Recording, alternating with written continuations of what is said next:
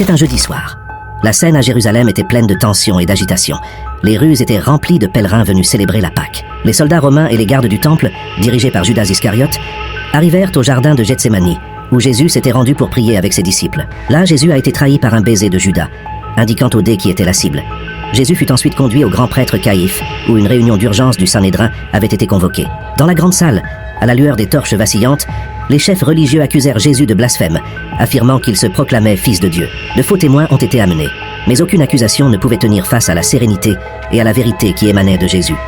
Sur l'insistance des dirigeants, Jésus a finalement confirmé sa divinité, prétendant être le Christ, le Fils du Dieu vivant. Cette déclaration aux membres du Sanhédrin suffisait à l'accuser de blasphème et à le condamner à mort. Ce sont les événements qui ont conduit à la mort de Jésus. À partir de maintenant, vous connaîtrez chaque détail comme jamais auparavant, du procès, de la torture et de la mort de Jésus à sa résurrection. Donc, je vous demande votre like, votre abonnement à la chaîne, et passons à la vidéo. À l'aube, Jésus fut conduit au gouverneur romain Ponce Pilate, qui séjournait dans la forteresse Antonia. Les chefs religieux ne pouvant pas appliquer la peine de mort, ils ont donc demandé l'approbation de Pilate pour exécuter Jésus. Pilate, homme cynique et pragmatique, reçoit Jésus à sa cour. Il a écouté les accusations des chefs religieux, mais s'est vite rendu compte que Jésus ne représentait pas une menace politique pour le gouvernement romain. Cependant, craignant une émeute parmi la foule rassemblée pour la fête de la Pâque, Pilate chercha une issue diplomatique. Apprenant que Jésus était de Galilée, Pilate l'envoya pour être jugé par Hérode Antipas, qui était dans la ville pour les fêtes. Hérode, de son côté, après avoir interrogé Jésus et n'avoir trouvé aucune raison de l'accuser, le ridiculisa et le renvoya à Pilate. Pendant ce temps, la foule, encouragée par les chefs religieux, réclamait à corps et à cri sa crucifixion. Pilate, apparemment conscient de l'innocence de Jésus, lui offrit l'occasion de le libérer en lui suggérant la tradition de la libération pendant la Pâque. Comme le relatent les évangiles synoptiques, tels que Matthieu, Marc et Luc, c'était une tradition annuelle au moment de Pâques de libérer un prisonnier. Par conséquent, la foule présente s'est vue offrir la possibilité de libérer Jésus ou Barabbas, un prisonnier et criminel notoire. Le choix offert par Pilate, cependant, a conduit à une tournure surprenante. La foule, influencée par les chefs religieux qui ont manipulé la situation, a appelé à la libération de Barabbas au lieu de Jésus. Ce choix est profondément symbolique dans la théologie chrétienne.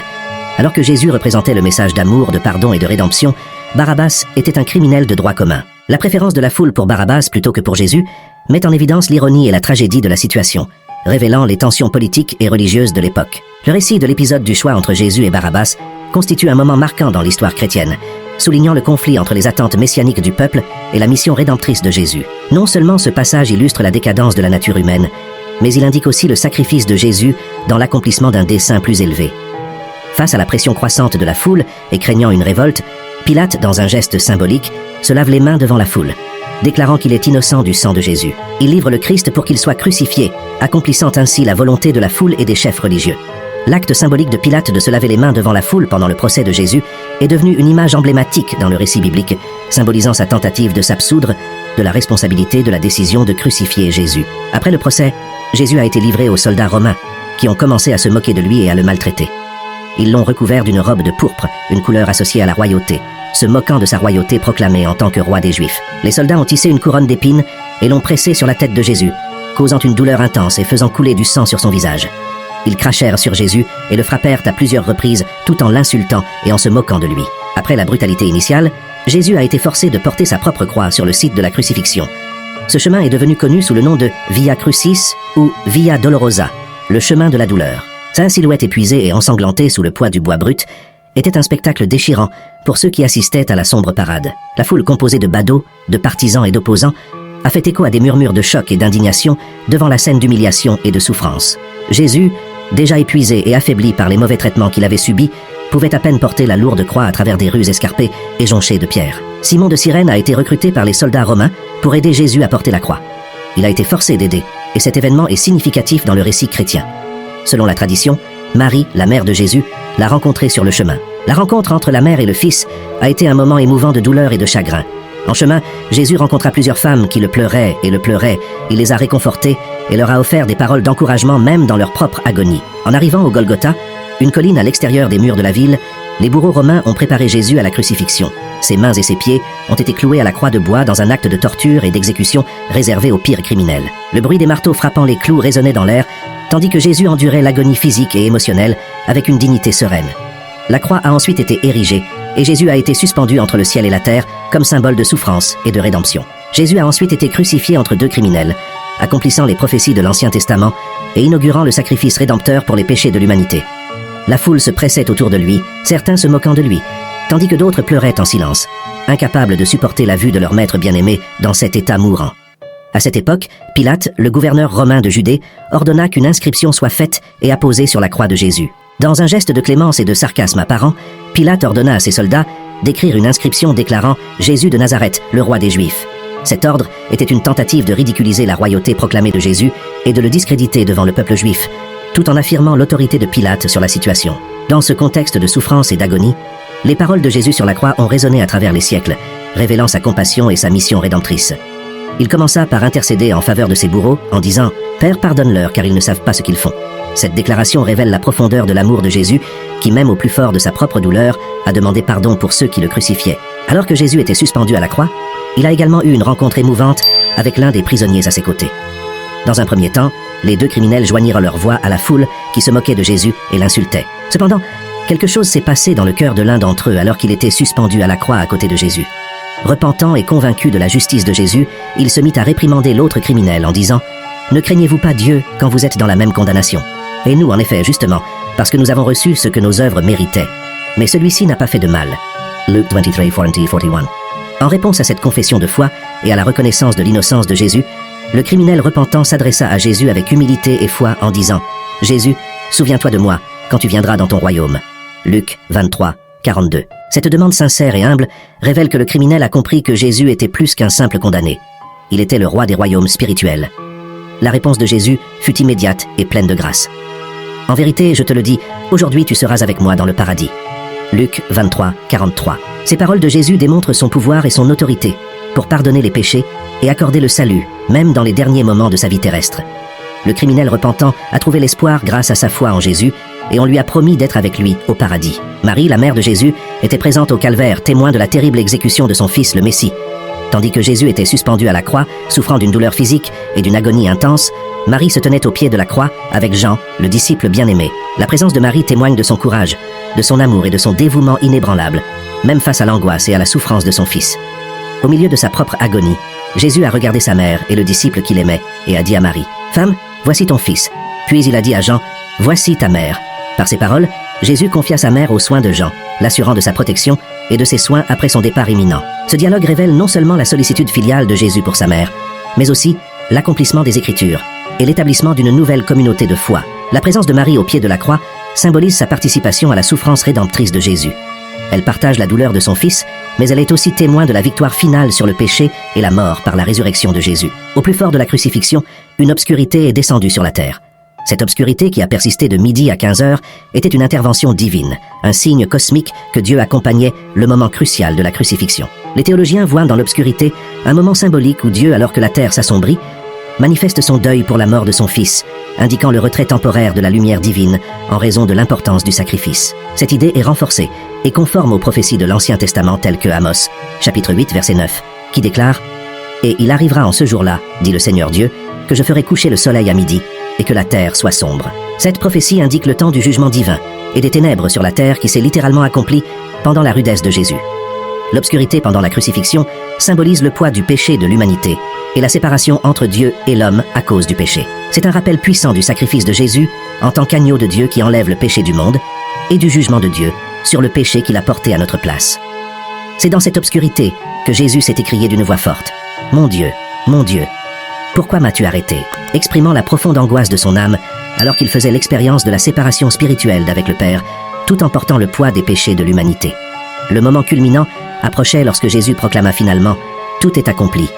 Jean 19, 30. À cet instant, il rendit son esprit et la terre trembla avec un tremblement de terre. Les rochers se fendirent et les tombeaux s'ouvrirent. Avec cela, il remit son esprit entre les mains de son Père et expira. Après la mort de Jésus, les soldats romains qui étaient chargés de l'exécution de Jésus étaient chargés de veiller à ce que les corps des crucifiés soient enlevés avant le début du sabbat, car il était interdit de laisser les corps suspendus à la croix pendant le sabbat, selon la loi juive. L'un des soldats prit alors une lance et perça le côté de Jésus. Ce soldat est identifié dans l'évangile de Jean comme un soldat romain nommé Longinus.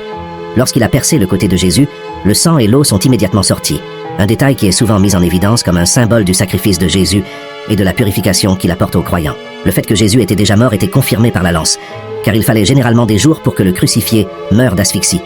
En fait, c'était une coutume romaine de briser les jambes des crucifiés pour hâter leur mort. Mais dans le cas de Jésus, ce n'était pas nécessaire, accomplissant une prophétie messianique de l'Ancien Testament qui disait qu'aucun os de Jésus ne serait brisé après la mort de Jésus sur la croix. Après la mort de Jésus sur la croix, une atmosphère de chagrin et de désolation planait sur Jérusalem. Cependant, au milieu des ténèbres et du désespoir, deux hommes ont émergé qui ont joué un rôle clé dans l'ensevelissement de Jésus, Joseph d'Arimathie et Nicodème. Joseph d'Arimathie, membre du Sanhédrin et disciple secret de Jésus, s'approcha hardiment de Pilate pour lui demander le corps de Jésus. Ce geste de courage et de dévotion témoigne du changement d'avis de Joseph, qui était auparavant resté silencieux par crainte des chefs religieux.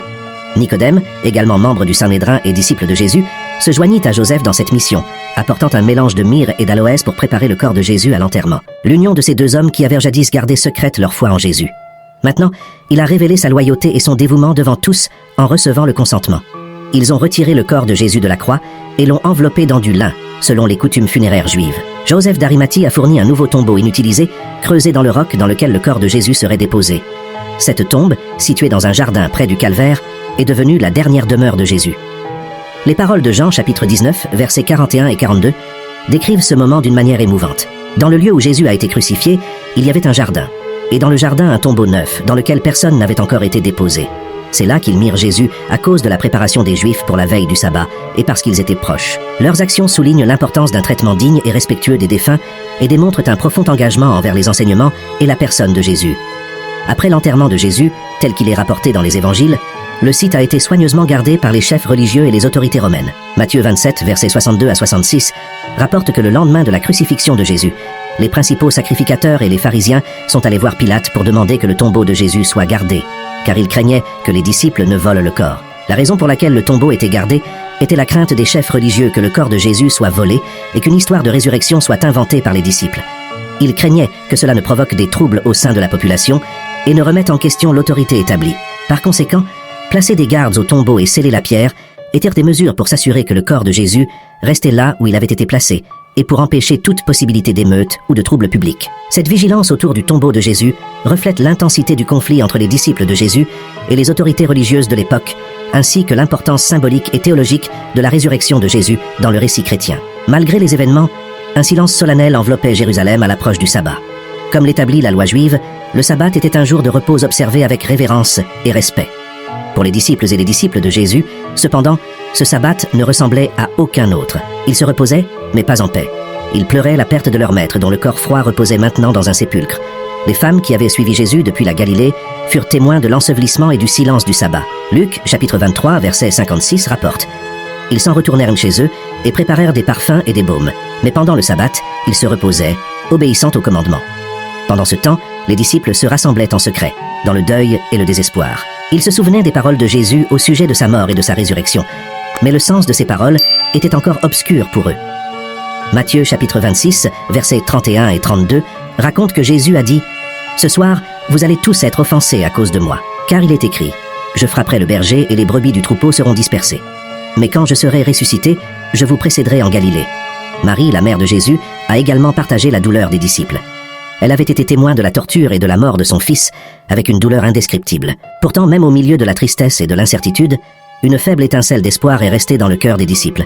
Ils se souvinrent des promesses de Jésus qu'il ressusciterait d'entre les morts. Marc, chapitre 9, verset 31, rapporte « Car il enseignait ses disciples, il leur dit « Le Fils de l'homme sera livré entre les mains des hommes. Ils le tueront, et 3 jours plus tard, il ressuscitera. » Ainsi, en ce saint sabbat, les disciples veillaient, priant et attendant ce qui devait arriver. Ils s'accrochaient à l'espoir que le tombeau vide apporterait la promesse de Jésus, renouvelant leur foi et leur redonnant espoir. Ce samedi saint, bien que silencieux et lugubre, marquait le seuil entre la mort et la vie, la désolation et la rédemption. C'était une période d'attente patiente et d'attente, alors que le monde attendait l'aube de la nouvelle ère qui était sur le point de naître de l'obscurité de la tombe. Dimanche, à l'aube, un silence anxieux enveloppait Jérusalem. La ville était encore sous le choc des événements dramatiques de la crucifixion de Jésus et de l'enterrement de son corps. Cependant, quelque chose d'extraordinaire était sur le point de se produire.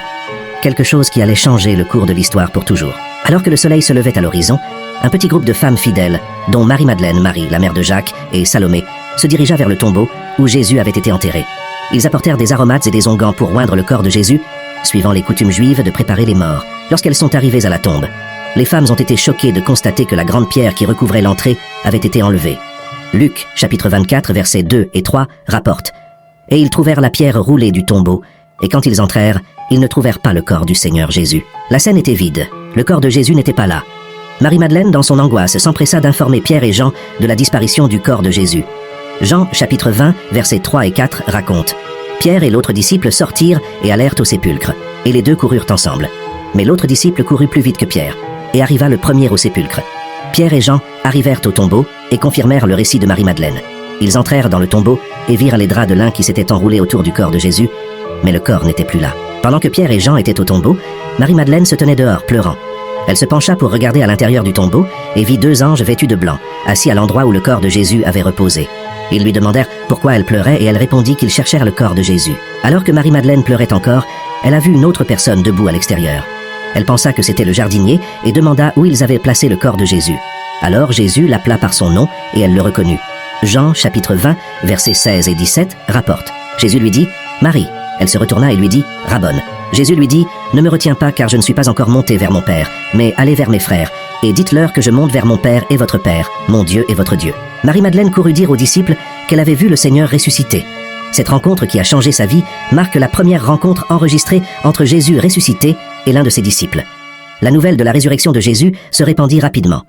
Et bientôt d'autres personnes eurent aussi des rencontres avec le ressuscité. Il convient ici de mentionner deux rencontres remarquables. La première a eu lieu sur le chemin d'Emmaüs, après la résurrection de Jésus, où deux disciples ont été plongés dans la douleur et le découragement.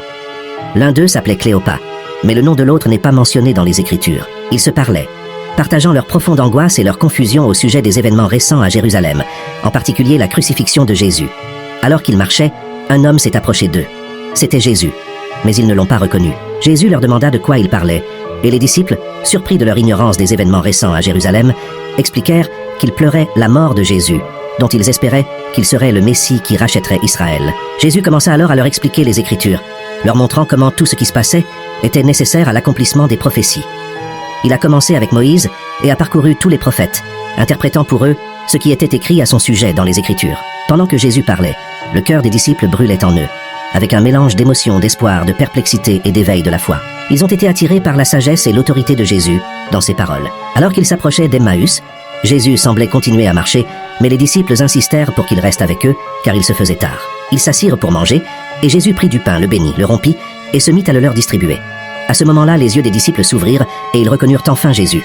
Cependant, il disparut de sa vue. Luc, chapitre 24, verset 31, rapporte. Leurs yeux s'ouvrirent, et ils le reconnurent, et il disparut d'eux. Le cœur débordant de joie et d'incrédulité, les disciples réfléchissaient à ce qui venait de se passer. Ils se rendirent compte qu'il était bien le Messie, le Sauveur promis. Remplis d'émotion et d'urgence, les disciples sont immédiatement retournés à Jérusalem pour raconter aux autres disciples leur rencontre avec Jésus ressuscité. Une autre rencontre impressionnante a eu lieu dans le Cénacle, un lieu de Jérusalem, où Jésus et ses disciples s'étaient déjà réunis pour la dernière scène. Les disciples étaient rassemblés là, enfermés et craignant les chefs religieux qui avaient crucifié leur maître. Ils étaient remplis d'incertitude et d'inquiétude, ne comprenant pas pleinement ce qui s'était passé et ce que l'avenir leur réservait. Tandis qu'ils étaient ainsi rassemblés, soudain Jésus apparut au milieu d'eux. Luc, chapitre 24, versets 36 et 37, se rapporte. Et comme il disait, Jésus lui-même se tint au milieu d'eux et leur dit « La paix soit avec vous ». Et eux, étonnés et effrayés, crurent voir quelque esprit. Les disciples furent choqués et effrayés de voir Jésus devant eux. Ils croyaient voir un esprit, car l'idée de Jésus ressuscité était encore difficile à comprendre pleinement. Pour les rassurer et leur démontrer qu'il n'était pas un esprit, mais un être réel et tangible, Jésus leur montra ses mains et ses pieds, montrant les plaies de la crucifixion. « Voici mes mains et mes pieds, c'est moi-même. Tâtonnez et voir, car l'esprit n'a pas de chair et d'os, comme vous voyez que j'en ai. » Et disant cela, il leur montra ses mains et ses pieds. Cette vision et cette interaction avec Jésus ressuscité ont apporté une grande joie et un grand soulagement aux disciples. Ils pouvaient maintenant voir et toucher leur maître, qui avait vaincu la mort et qui était revenu à la vie devant eux. Jésus a continué à rassurer les disciples en partageant des paroles de paix et d'encouragement. Il leur a donné des instructions sur ce qu'ils devaient faire ensuite et les a préparés pour la mission à venir. À la fin de cette réunion, Jésus a promis d'envoyer le Saint-Esprit pour les fortifier et les rendre capables de faire le travail qu'ils étaient sur le point d'accomplir. Luc, chapitre 24, verset 49, rapporte « Voici, j'envoie sur vous la promesse de mon Père, mais demeurez dans la ville de Jérusalem jusqu'à ce que vous soyez revêtus de la puissance d'en haut. » La rencontre au Cénacle a été un moment charnière dans le cheminement des disciples après la résurrection de Jésus. C'était un temps de paix, de renouvellement de la foi et d'autonomisation pour la mission de proclamer l'Évangile au monde. Cette rencontre a fortifié les disciples et les a préparés à ce qui allait suivre, leur donnant le courage et la détermination de continuer, même face à l'adversité et aux défis. La résurrection de Jésus est l'événement central et le plus significatif du christianisme, car elle représente la victoire du Christ sur le péché, la mort et la puissance de Satan. Il confirme sa divinité et accomplit les prophéties de l'Ancien Testament, l'établissant comme le Messie promis et le Sauveur du monde. De plus, la résurrection de Jésus inaugure une nouvelle ère dans l'histoire de la rédemption, une ère d'espérance et de renouveau spirituel. Il annonce le début de la nouvelle création, où le pouvoir du péché et de la mort est vaincu, et où la promesse de la vie éternelle est étendue à tous ceux qui se tournent vers Jésus dans la foi et la repentance. J'espère que cette vidéo a contribué à rendre votre journée meilleure. Que l'amour et la joie de Pâques remplissent vos cœurs et vos maisons, apportant paix et réconfort au milieu des défis auxquels nous sommes confrontés. Puissions-nous réfléchir sur le sacrifice de Jésus et renouveler notre engagement à vivre selon ses enseignements d'amour et de compassion. Si vous l'avez apprécié, je vous invite à partager cette vidéo avec vos amis et votre famille, afin que plus de gens connaissent l'histoire et les valeurs du Christ. Puissions-nous ensemble répandre la lumière de l'Évangile et faire une différence dans notre monde. Merci d'avoir regardé.